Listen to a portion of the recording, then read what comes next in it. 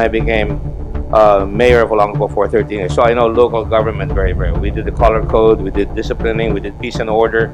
Ours was a very peaceful town when I was mayor. Mga Pilipino yan, unang-una. Pakita mo naman na mahal mo yung bansa. Marami tayong walang trabaho. Pag 40 anyos ka, mahirap ka na makahanap ng trabaho rito. Maraming contractual. Wala tayong foreign direct investment na dapat dalhin dito para sa ganon magawa at magkaroon ng pagkakataon ang mamamayan makakuha ng mahusay na trabaho.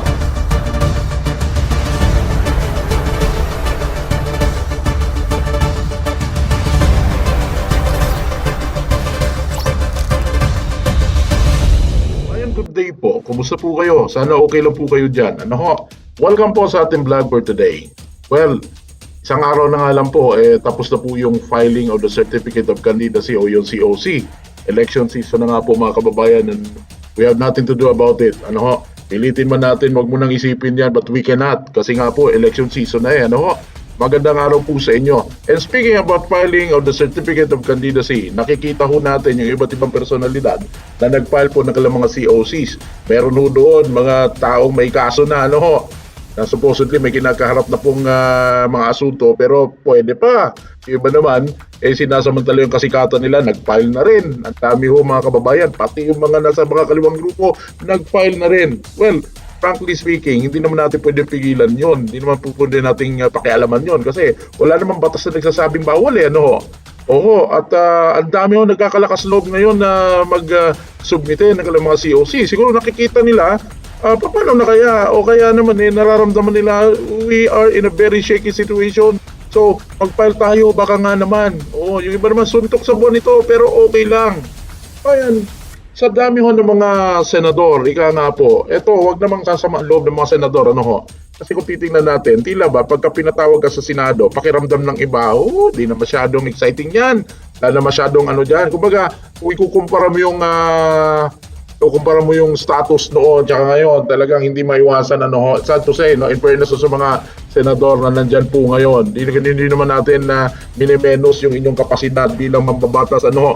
Pero pagdating mo kasi sa mga usaping masayselan, gagaya ng mga investigasyon na ganyan, like anomalya, whatever, pinag-uusapan yung pogo ngayon, mainit masyado, pero tila ba pupunta parang wala lang, lulusot lang ng ganon. Pero I know naman na hindi ganon ang magiging o hindi ganon ang kahinatan noon dahil sinisikap naman ng mga nakaupo ngayon kung paano po makagawa ng batas, no?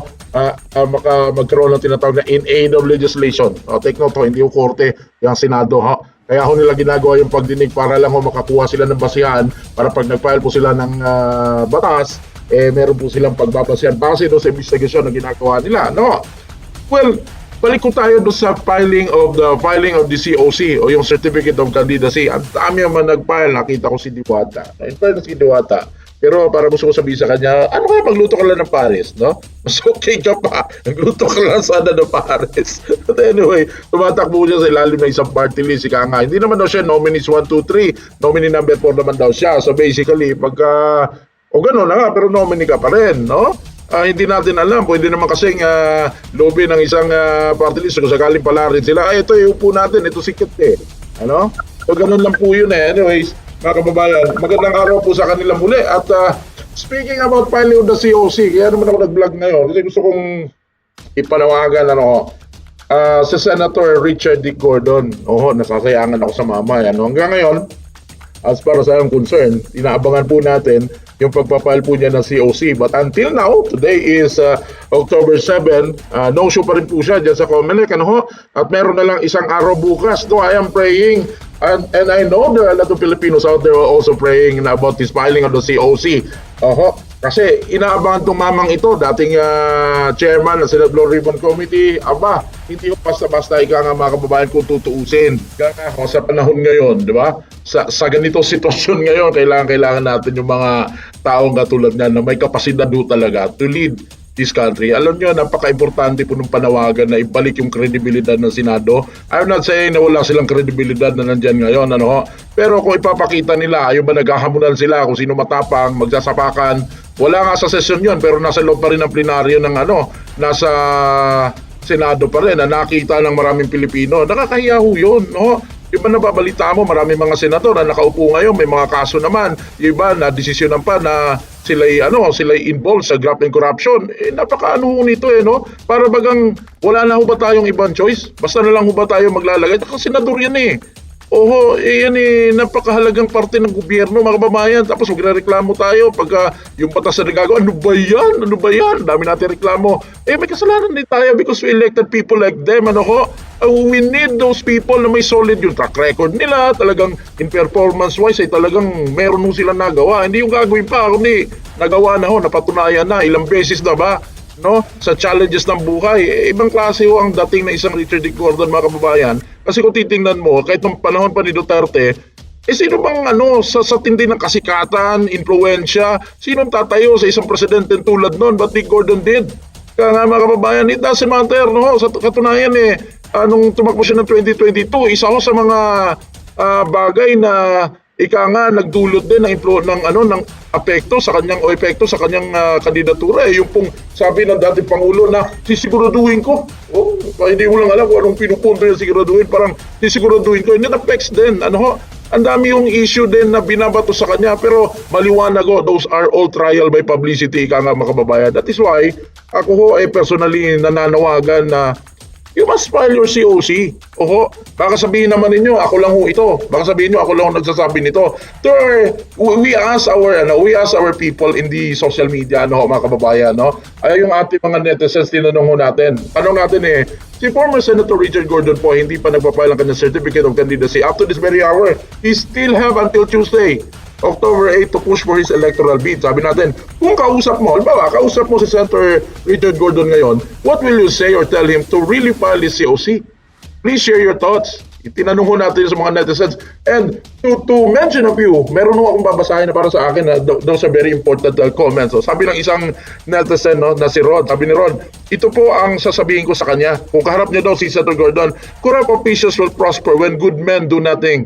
It's a long, arduous road, a lonely spot in that position. Baka the last man standing ka na lang. Pero knowing na corrupt at walang qualifications ang hahawak sa posisyong yon at ikaw na may kakayahan at sapat na qualification and experience, ay hahayaan mo na lang ba na maging ganon? Papayag po ba kayo na matulog o malubog na lang tayo sa ganong sitwasyon? O babalik po ba kayo kahit gaano kahirap alang-alang sa darating pang generasyon? At yun lamang po. Sabi ni Ron, ang tindi ng tanong na yun. Will you just allow it, Mr. Former Senator Gordon, Sir, na hanggang sa susunod na generasyon, we will suffer this situation?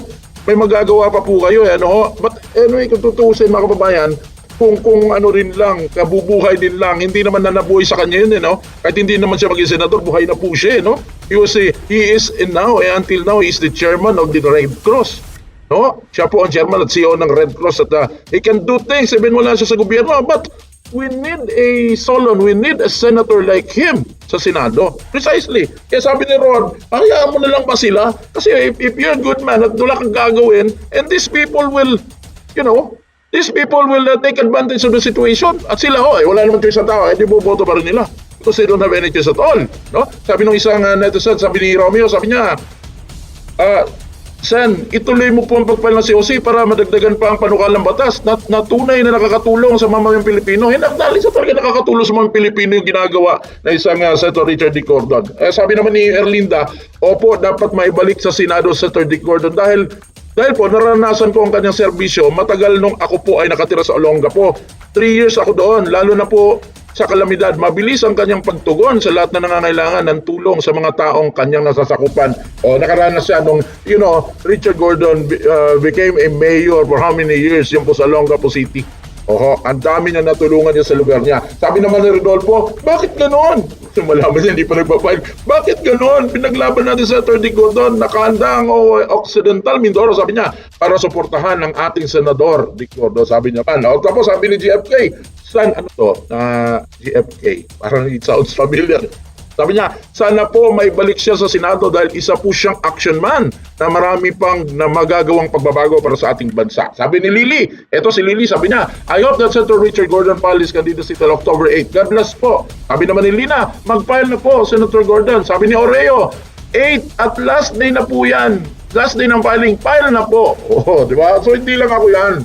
I am talking here in behalf of these people also, mga kababayan, Kaya nga, if Senator Gordon listens to this particular vlog, I'd like to ask him personally, sir, if you will just allow these people, these people, shall I say, nonsense people, who will take advantage of the situation kasi you're not running eh.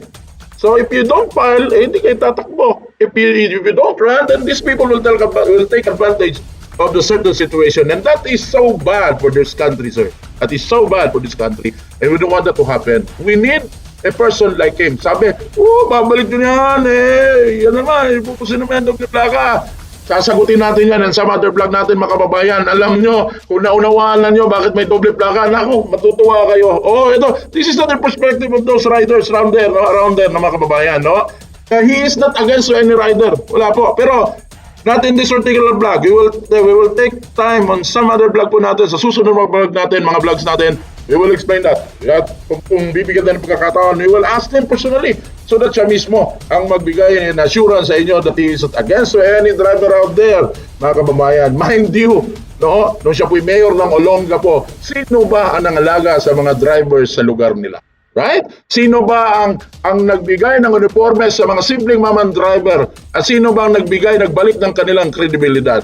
Diba? Bago tayo magbato ng kung anumang putik sa isang tao, alamin po muna natin. Let us see what has it done. No? Ano po yung nagawa niya para po sa bayan. But ito muna concern ngayon.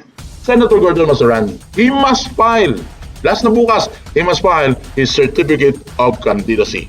Mind you, kailangan siya ng Pilipinas. Kailangan siya ng Pilipino. Maraming po salamat. Hanggang sa susunod na vlog. Good day po sa inyo lahat.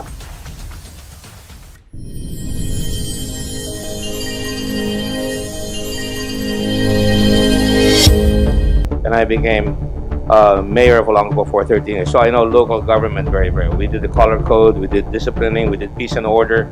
Ours was a very peaceful town when I was mayor. Mga Pilipino yan, unang-una. Pakita mo naman na mahal mo yung bansa. Marami tayong walang trabaho. Pag 40 anyos ka, mahirap ka na makahanap ng trabaho rito. Maraming contractual. Wala tayong foreign direct investment na dapat dalhin dito para sa ganon magawa at magkaroon ng pagkakataon ang mamamayan makakuha ng mahusay na trabaho.